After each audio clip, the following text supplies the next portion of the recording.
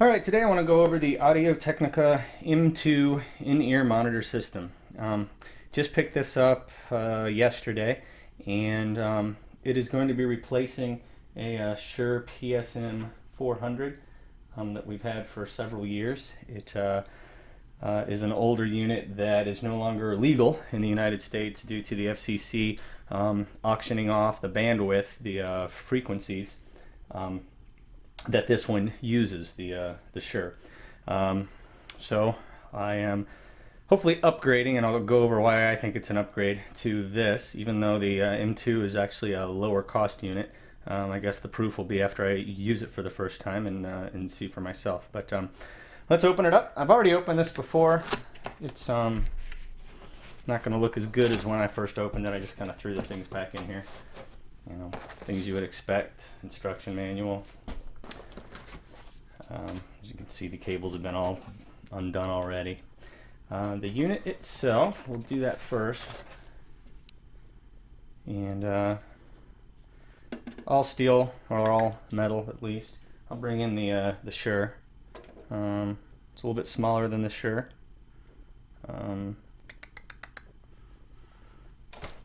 What I like about the Audio Technica versus the Shure right off the bat is that the inputs are XLR on the Audio Technica versus 1/4 inch. They just stay in better. I keep mine racked, and you don't have too much trouble with them falling out, but I've had some loose connections here and there.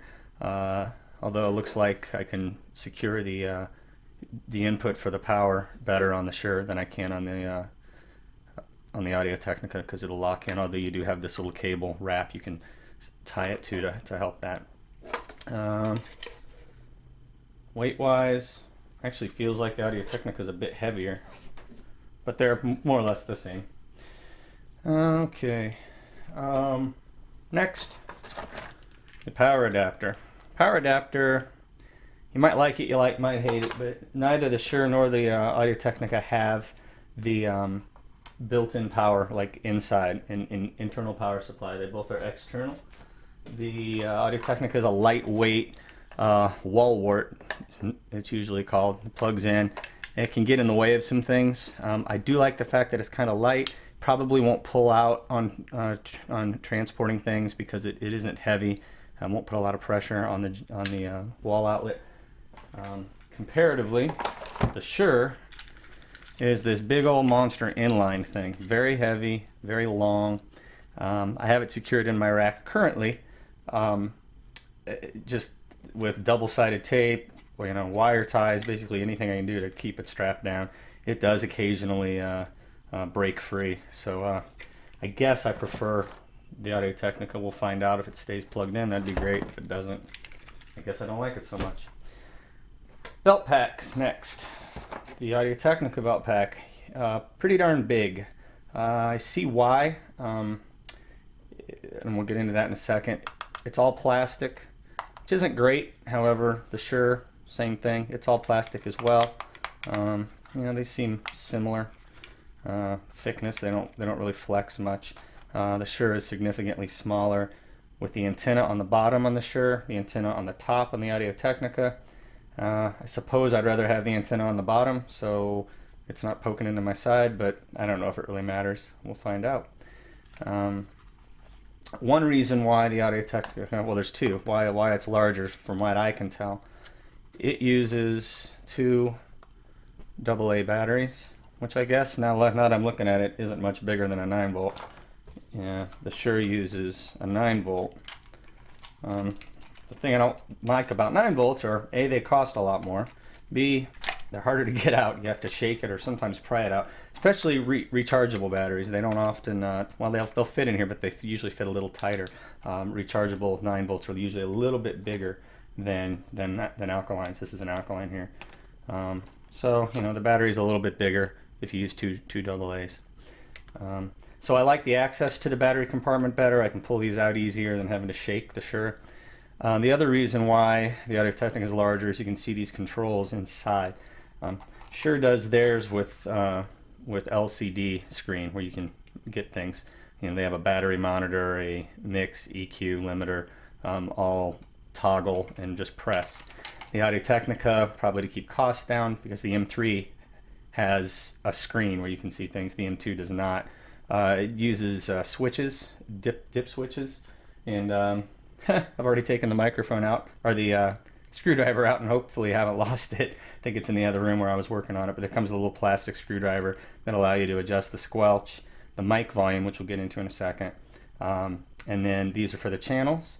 And then over here, the dip switches, you know, are like mono, stereo, some of the different options that the Audio Technica can do. Actually, I just noticed this, the dip switch explanations are right down here, so that's very nice. They have a limiter on and off, output mix or stereo, aux level, mic or line, and mode, mono or stereo.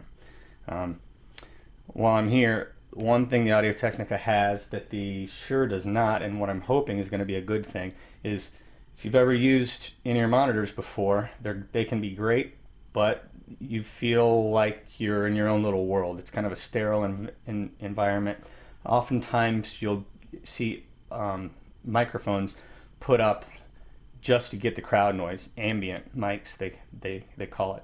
The Audio Technica actually allows you to have your own ambient mic that you can connect to the side of the belt pack right here, and you know, attach it to your lapel, whatever, and then as you walk around, the ambience changes. You know, if someone's talking to you, you conceivably can hear them. We'll find out if that actually works. So it's going to be a kind of a balancing act, because why you like in-ear monitors is the isolation that makes it sound better, like you're listening to headphones or pre-recorded stuff. But again, it's kind of sterile, and sometimes you feel a little surreal. You know, there's people there watching you, cheering, dancing, and you can't hear them at all. So, you know, you blend in a little bit of that, and there's a mic level. Not too terribly convenient, because you got to get your little screwdriver out and adjust that mic level. But once you have it set after a show or two, you know, it's probably something you're going to leave alone anyway. And maybe it's better that it can't be bumped and easily changed. And as far as I know, this is the only model, this and the M3, that has something like this. You know, maybe at a higher price point, there may be something. I know there's a lot more higher end, but in a, you know, everyday kind of price point, this is what this has, and I think it's pretty good. It doesn't have a battery indicator. It just tells you the battery is I don't know if you can even see that it's on.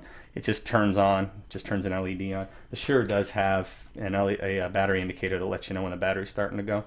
But the cool thing, because it uses the AA's, is it's a lot easier to do rechargeables.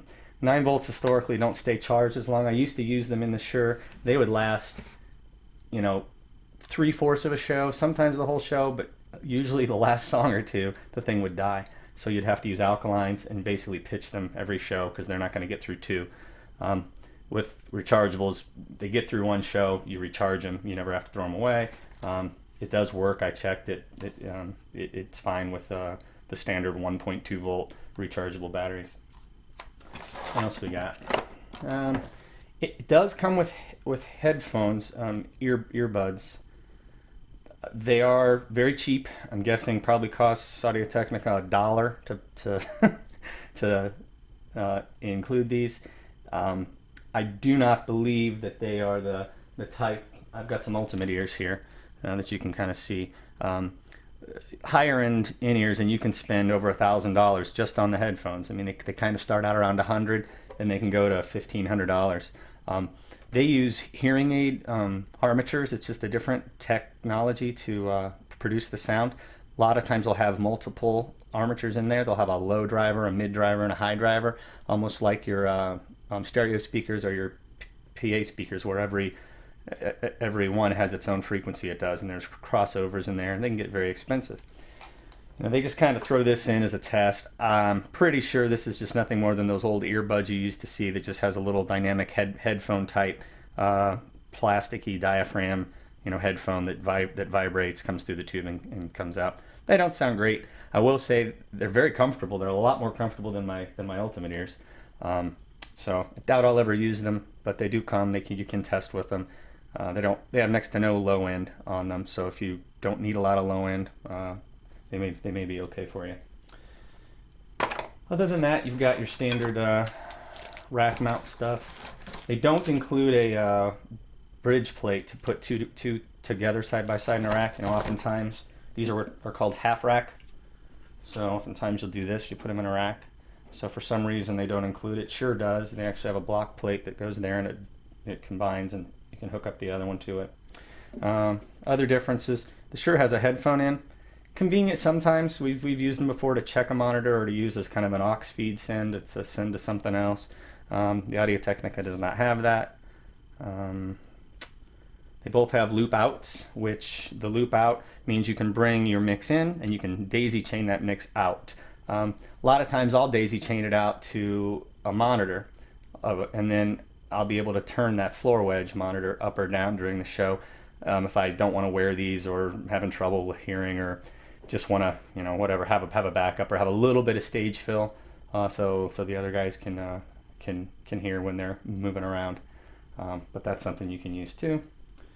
And they both have antennas on the front, very similar input levels. So yeah, that's it. I just wanted to kind of show this. I only saw one other video on YouTube with explaining these and showing it. I'll probably come back and let you guys know how the ambient mic worked, and maybe just put little comments in this video down the road. Hopefully that works out. Oh, an important thing on the ambient mic, it is not a condenser mic. I looked everywhere trying to find out what I needed for this. I'm thinking, you know, a lot of times these small mics are condenser mics, meaning they need power to run. There's a little bit of voltage that runs through the line that's provided by the jack, by this unit. In this case, that does not happen. This is what's called a dynamic mic. You've got to plug in just a microphone that doesn't need to be powered by anything. I did have an old Radio Shack lav mic with a long cord, and it's got inline power. That's why you see these a lot of times. You know, it's got a little watch battery in it that provides enough power to use. Works. I have a feeling the battery's old and it doesn't work very well. The battery's probably eight years old. I hardly ever use this thing. So I'm gonna get a new battery. Hopefully it works. But I'm gonna try to figure out how to use that. Maybe end up buying a mic. Audio Technica does include a mic. Well, they don't include it. They offer one for about 99 bucks. Was trying to get away from that. I've already kind of blown 20 bucks on this. It didn't work. I'm probably going to take it to Radio Shack and try another mic that's similar to this, that has power, but doesn't have 20 feet of cable. Only has 3 feet. It's got an inline power. I'm going to see if they'll let me bring this in, try it out. If that works, I'll probably buy it. It's 26 bucks. At the end of the day, I'll end up spending half of what I would on the Audio Technica. Probably should have just bought the mic that this is for. Just kind of rolled the dice and kind of lost. So that's it.